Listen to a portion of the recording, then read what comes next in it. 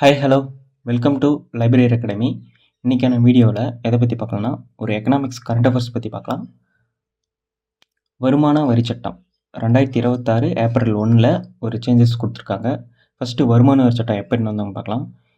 இந்தியாவில் முதல் முறையாக வருமான வரி சட்டம் 1860 சர் ஜேம்ஸ் வில்சன் தான் அறிமுகப்படுத்தினார்.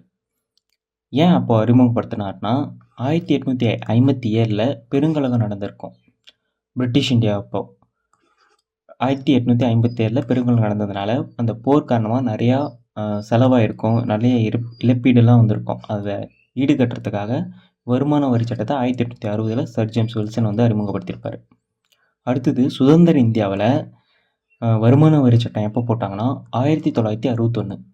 வருமான வரி சட்டம் எப்போன்னு கேட்டாங்கன்னா 1961. அது எப்போ இருந்து நடைமுறைப்படுத்தினாங்க, அதாவது வசூல் செஞ்சாங்க அப்படின்னா 1962 ஏப்ரல் 1. நல்லா பார்த்துக்கோங்க. இப்பயும் வருமான வரி சட்டம் ரீசெண்டாக 2026 ஏப்ரல் 1. ஃபஸ்ட்டு ஸ்டார்டிங்லேயும் பழசு 1962 ஏப்ரல் 1, ரெண்டுமே ஏப்ரல் 1 தான். ஓகேங்களா. இப்போ கரண்ட் அஃபேர்ஸ் என்னென்னா,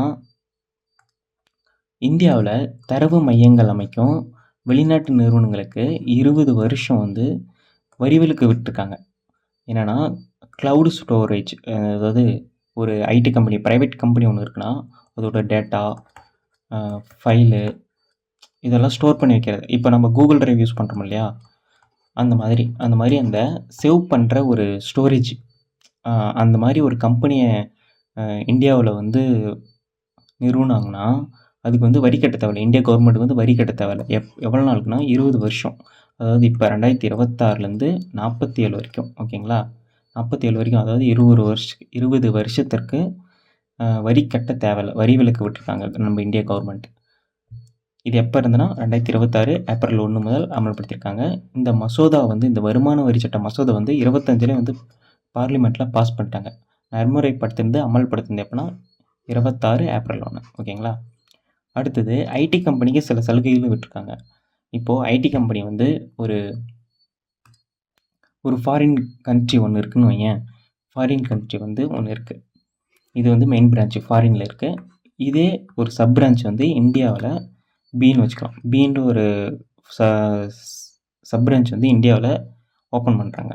இப்போது இதில் வர அமௌண்ட்டு, அதாவது லாபம் இப்போது இந்த மெயின் பிரான்ச்சுக்கு அனுப்புவாங்கள்ல, அப்போது அனுப்பும்போது ஃபஸ்ட்டு ஒரு 300 to ஒரு 500 கோடின்னு லாபம் வருதுன்னு, இதுக்குள்ளே ஏதோ ஒரு நம்பர், இதுக்குள்ளே ஒரு லாபம் வருதுன்னு. இப்போ 500 கோடிக்கு மேலே ஒரு 510 கோடி லாபம் வந்துடுச்சிங்கன்னா நம்ம அனுப்பும்போது நம்ம இந்தியா கவர்மெண்ட் இந்த 500 கோடி என்ன, 510 கோடி எதில் வந்தது, இதுக்கான அமௌண்ட்டெல்லாம் கட்டிட்டாங்களா, வருமான வரியெல்லாம் கட்டிட்டாங்களா அப்படின்னு செக் பண்ணுவாங்க. அதாவது 300 கோடி இருந்தால் செக் பண்ண மாட்டாங்க. 500 கோடிக்கு மேலே போச்சுன்னா செக் பண்ணுவாங்க. அதை இப்போ எக்ஸ்டெண்ட் பண்ணியிருக்காங்க. ஃபஸ்ட்டு 500 கோடிக்கு மேலே இருந்தால் செக் பண்ணுவாங்க. இப்போ 300 to 2000 கோடி இருந்தாலும் செக் பண்ண மாட்டாங்க. இப்போ 2100 கோடி 2100 கோடி இருக்குன்னு வைங்களேன், அப்போ தான் செக் பண்ணுவாங்க. 300 to 2000 கோடி வரைக்கும் எக்ஸ்டெண்ட் பண்ணியிருக்காங்க. இது என்ன நேம்னா சேஃப் ஹார்பர். இந்த எக்ஸ்டெண்ட் பண்ணியிருக்கிற அமௌண்ட் டிரான்சாக்ஷனை எக்ஸ்டெண்ட் பண்ணிக்கிற நேம் என்ன நேமில் இந்த இது சப்டைப் வந்துங்கன்னா சேஃப் ஹார்பர். சேஃப் ஹார்பர்னால் ஐடி கம்பெனிக்கு டிரான்சாக்ஷன் பண்ணுற ஒரு லாபம் அமௌண்ட்டு டிரான்சாக்ஷன் பண்ணும்போது செக் பண்ண மாட்டாங்க. 300 to 2000 கோடி ஞாபகம் வச்சுக்கோங்க. 300 to 2000 கோடி. ஓகேங்களா. இப்போது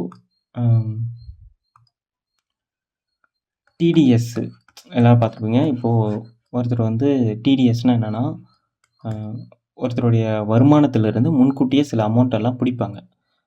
வருமான வரி அப்புறமேட்டுக்கு டிடிஎஸ் எக்ஸ்ட்ரா ஒரு அமௌண்ட் பிடிப்பாங்க.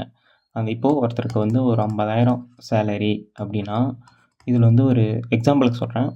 ஒரு 5,000 வருமான வரினா அவங்க பிடிக்கும்போது ஒரு 10,000 பிடிச்சிருப்பாங்க.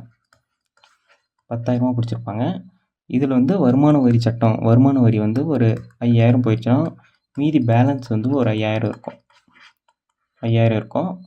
இதுதான் இந்த டிடிஎஸ் எக்ஸ்ட்ரா பிடிச்ச அமௌண்ட்டு. இதை இப்போ ரீஃபண்ட் பண்ணுறதா சொல்லியிருக்காங்க.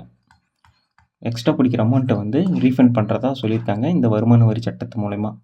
சரிங்களா? இப்போது இந்த கரண்ட் அஃபேர்ஸ்லாம் ஞாபகம் வச்சுக்கோங்க. எக்கனாமிக்கல் ரிலேட்டடா கேட்கறதுக்கு நிறைய வாய்ப்பு இருக்குது. Okay, thank you.